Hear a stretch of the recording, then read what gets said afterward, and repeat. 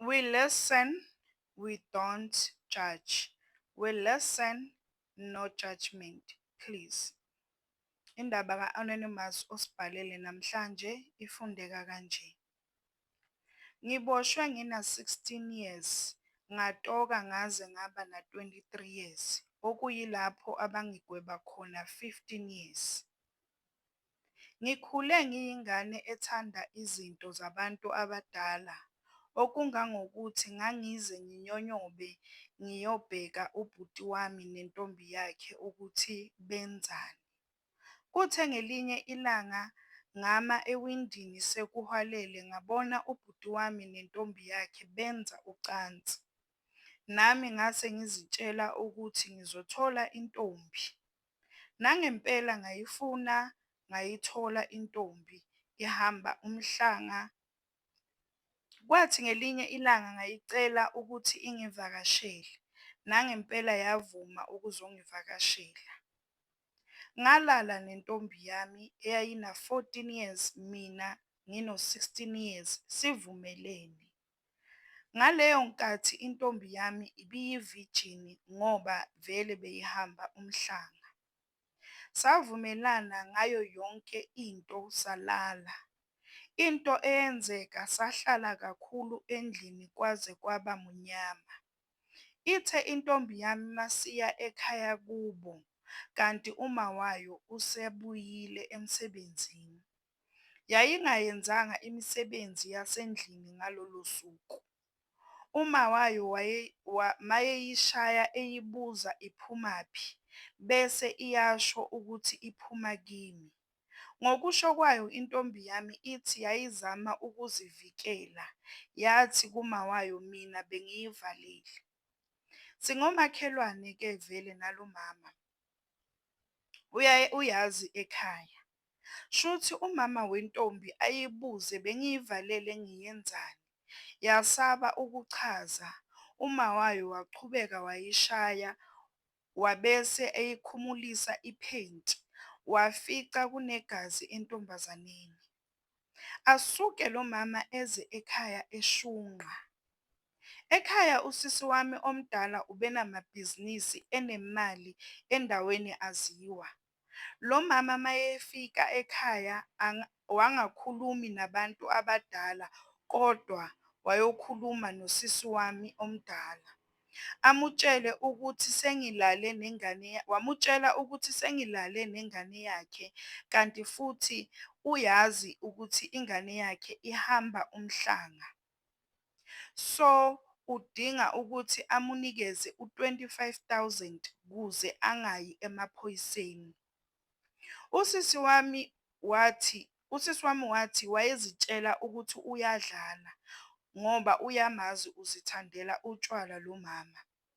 Wase esethi usisi angenza akubonayo ngoba akekho ozomukholwa eyisidakwa futhi yena uzowathenga kwalawo madokhethi. Ngebhadi-ke umthetho akuwona owakithi. Loya mama wayesesuka ekhaya waya emaphoyiseni edinwe eganwe unwabu. Nengane yakhe bayovula icala le-rape. Kwisitatimende sentombi yami sekubhalwe ukuthi ngangiyivalele ngenkani endlini, ngakhipha ummese ngayisabisa ngomese, ngayitshela ukuthi mayike yakhuluma ngizobathengela izinkabu ngibabulale ngase ngiyayidlwengula. Incwadi ka-doctor yasho vele ukuthi ingane ilalile nami.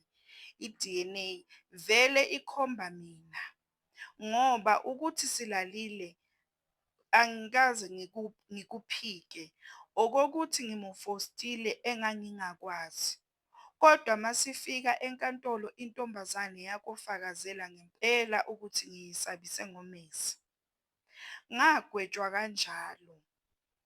Iyaye ifike ejele izongibona. Mangiyibuza ukuthi kodwa yase ingaze ikhulume into engekho, nayo ilazi iqiniso.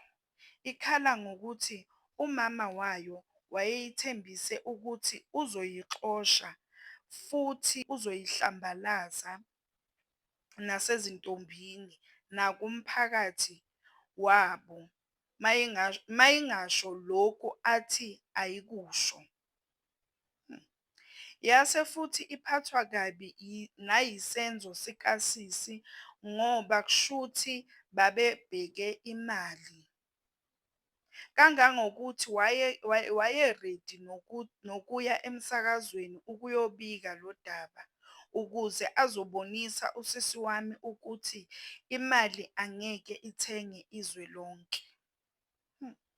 Empeleni into eyangifaka ejele ukujaha izinto zabantu abadala ngoba eqinisweni i-rape azange ngiyenze, kodwa sasivumelene nentombi yami eyayino-14 years. Ngisifundile isifundo sami futhi ngiyazisola ngengakwenza and nokuthi nokungazi umthetho kwangibulala ngoba ngangingazi ukuthi umuntu ona-14 years u-under age ngokomthetho. Buningi ubunzima engibhekene nabo lapha ejele, kangangokuthi nami angazi sengidlwengulwe kayingakhi. Sengaphenduka umfazi wabobaba abadala langaphakathi. Kanti futhi nekusasa lami selamosheka kakhulu ngoba ngafika laphakathi ngangafunda, ngalibala inombolo. Kodwa ngiyathemba ukuthi uNkulunkulu usengayiguqula impilo yami. Ngibhala la ngifisa ukuxwayisa izingane ukuthi zingajahi izinto zabantu abadala ngoba yonke into inesikhathi sayo. Nanokuthi abazali bafundise kakhulu izingane zabafana ubungozi bokuhlangana nomuntu wesifazane. Ngoba mina if bengazile bonke lobo bungozi ngabe angikho la. We listen, we don't judge. We listen, we don't judge. Please tell us what do you think about story saka Anonymous osibhalele namhlanje ku-comment section, and please don't forget to subscribe. Don't forget to like and subscribe.